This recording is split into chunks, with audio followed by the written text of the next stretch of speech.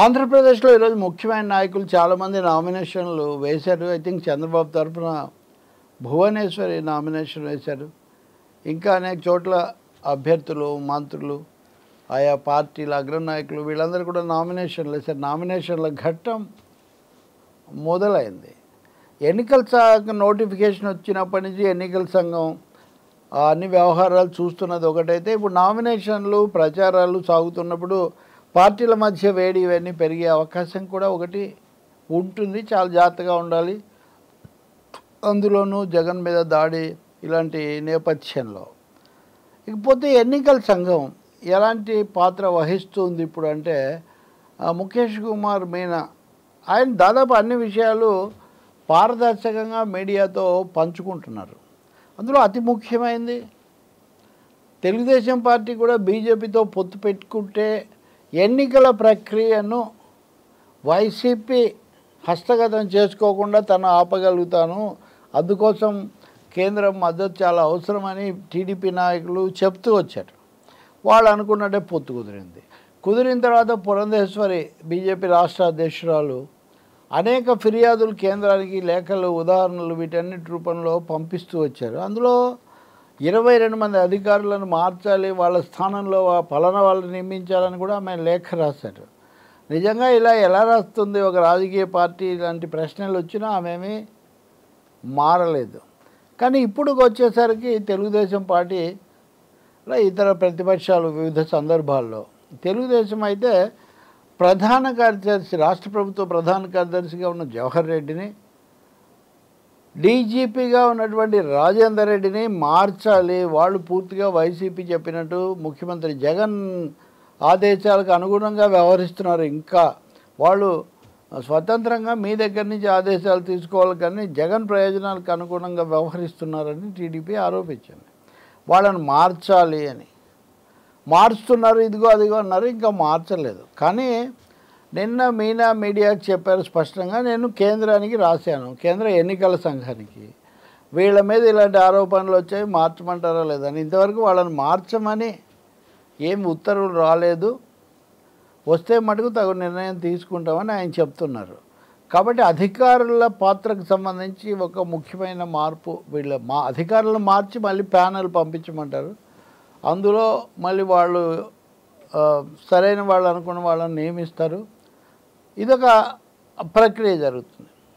ఇంకా రెండవది, ఉద్యోగుల సంఘం నాయకుడిగా ఉన్నటువంటి, ఒక సంఘానికి నాయకుడిగా ఉన్న వెంకట్రామిరెడ్డిని ఎన్నికల సంఘం సస్పెండ్ చేసింది. ఎందుకు అంటే ఆయన ఉద్యోగుల సంఘం నాయకుడిగా, ఉద్యోగిగా, నాయకుడిగా పక్కన పెట్టి ఉద్యోగిగా ఉన్నవాళ్ళు ఎన్నికల రాజకీయాల్లో పాల్గొనకూడదు కదా. ఈయన ఉద్యోగిగా ఉండి ఆర్టీసీ దగ్గరికి వెళ్ళి కరపత్రాలు పంచి వైసీపీకి అనుకూలంగా ప్రచారం చేశారు. అందుకని ఈయన సస్పెండ్ చేస్తున్నామని వెంకటరామరెడ్డిని సస్పెండ్ చేశారు. ఇదొక దశ. మరి మిగిలిన వాళ్ళని ఏం చేస్తారు? సిఎస్ను, చీఫ్ సెక్రటరీని, డీజీపీని బదిలీ చేస్తారా లేదా అంటే, we are waiting orders from centre అని చెప్తున్నారు మీనా. మరి ఎప్పుడు వస్తే అది చేయొచ్చు. నిజానికి జవహర్ రెడ్డికి పదవీ కాలం చాలా తక్కువగా ఉంది.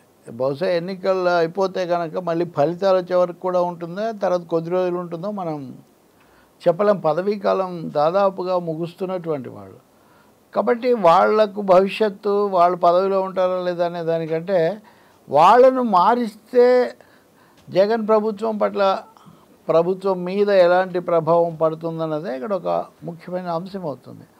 ఇంకా మూడోది, సలహాదారులు. సజ్జల రామకృష్ణారెడ్డి, అజయ్ కల్లాం దగ్గర నుంచి చాలామంది సలహాదారులు ఉన్నారు కదా. ఈ సలహాదారులు ప్రభుత్వం దగ్గర జీతం తీసుకుంటారు, ప్రతిఫలం తీసుకుంటారు, కానీ ఎన్నికల్లో తలదూరుస్తున్నారు, వైసీపీ తరఫున ప్రచారం చేస్తూ తెలుగుదేశం మీద విమర్శలు చేస్తున్నారు. కాబట్టి సలహాదారులను తొలగించాలి అని టీడీపీ అడుగుతూ వచ్చింది. ఇతర పార్టీలు కూడా అప్పుడప్పుడు ప్రస్తావించాయి.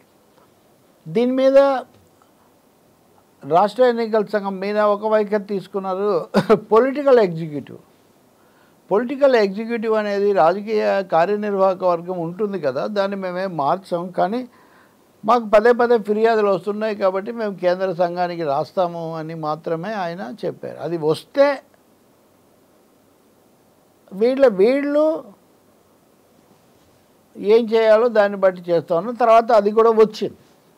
అందులో ప్రభుత్వం దగ్గర జీతం తీసుకునే సలహాదారులు పాలక పార్టీ తరఫున పనిచేయకూడదు, ఎన్నికల్లో తలదూర్చకూడదు అని ఆ వచ్చినటువంటి వర్తమానం స్పష్టం చేసింది. ఇప్పుడు ఏం చేయాలి అంటే కొంతమంది అంటారు సజ్జలు సైలెంట్ అయిపోవాలి ఇంకా, లేకపోతే కుదరదు, లేకపోతే ఇంకొకరు మాట్లాడకూడదు అని. ఇప్పుడు ఒకటి ఇంకో నెల రోజుల్లో ఎన్నికలు అయిపోతుంటే ఇప్పుడు ఈ నెల రోజులు పదవి కంటే కూడా తమ పార్టీకి చేయడమే దాంట్లో ముఖ్య పాత్ర వహించడం అవసరం అనుకుంటారు. కానీ ఈ పదవి వల్ల వచ్చే డబ్బు కోసం ఏమీ మాట్లాడకుండా సజ్జల రామకృష్ణారెడ్డి లాంటి వ్యక్తి ఎలా ఉంటాడు?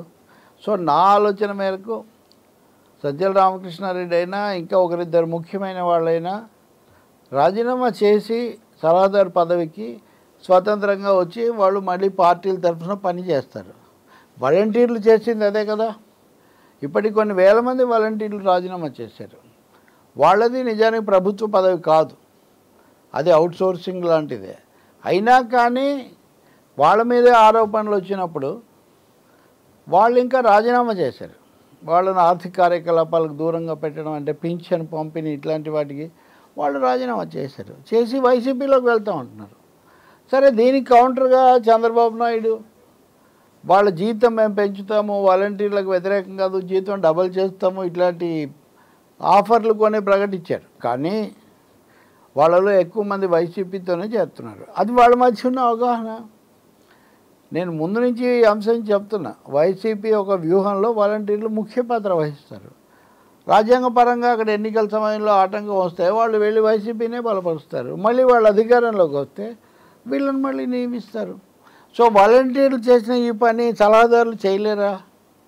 అందుకనే వాలంటీర్లను కొనసాగించే విషయంలో ఏం జరుగుతుంది పదవుల్లో అనేది ఒకటైతే, ఈ సలహాదారులు కూడా ప్రజల్లో బాగా పాపులర్గా ఉండి మాట్లాడాల్సిన అవసరం ఉందనేవాడు. ఉదాహరణకు సజ్జల రామకృష్ణారెడ్డి లాంటి వాళ్ళు ఒక ముగ్గురు నలుగురు ఉంటారు. మిగతా వాళ్ళందరూ వాళ్ళేమీ అంత ప్రత్యక్ష పాత్ర, చాలా తప్పనిసరి పాత్ర వాళ్ళు ఏం వహించట్లేదు. కానీ మిగిలిన వాళ్ళు వస్తే రావచ్చు, లేకపోతే లేదు. కానీ ఈ సమస్య మటుకు సలహాదారుల సమస్యకు, అలాగే ప్రభుత్వ ప్రధాన కార్యదర్శి పాత్ర లాంటి వాటికి మటుకు రాబోయే రోజుల్లో మనం సమాధానం చూడాల్సి ఉంటుంది. ఇది కాకుండా ఈ మధ్యంతర దశలో ఇంకో రెండు అంశాలు. ఒకటేమో అది నిజానిజాలు ఎన్నికల సంఘం చెప్పాలి, సాయంత్రం ఏమైనా చెప్తారేమో. ఉద్యోగులు పోస్టల్ బ్యాలెట్ వాళ్ళకి అందకుండా ప్రభుత్వం రకరకాల ఇబ్బందులు పెడుతోంది, ఏవేవో సర్టిఫికేట్లు తెమ్మని అడుగుతుంది.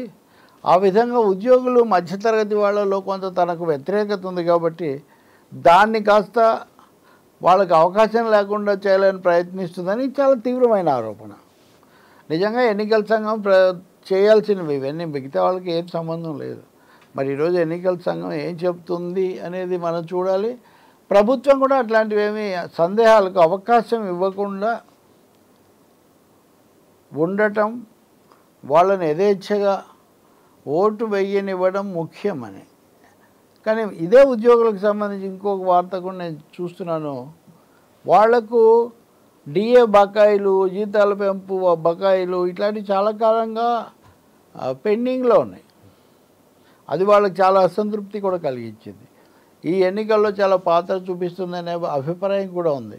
ఇలాంటి అప్పుడు అప్పో చేసి వాళ్ళకి ఇవ్వాల్సిన బకాయిలు వేగంగా ఇచ్చేద్దామని ప్రభుత్వం ప్రయత్నిస్తుందని నేను ఒక కథనం చూశాను మా పత్రికలో. నిజంగా ఉద్యోగులకు అది ఇస్తే చాలా మంచిదే, కానీ దాని మీద కూడా ఎలాంటి స్పందనలు వస్తాయి? మొదటి కథనంలో చెప్పినట్టు ఉద్యోగులకు ఆటంకాలు కల్పిస్తారా?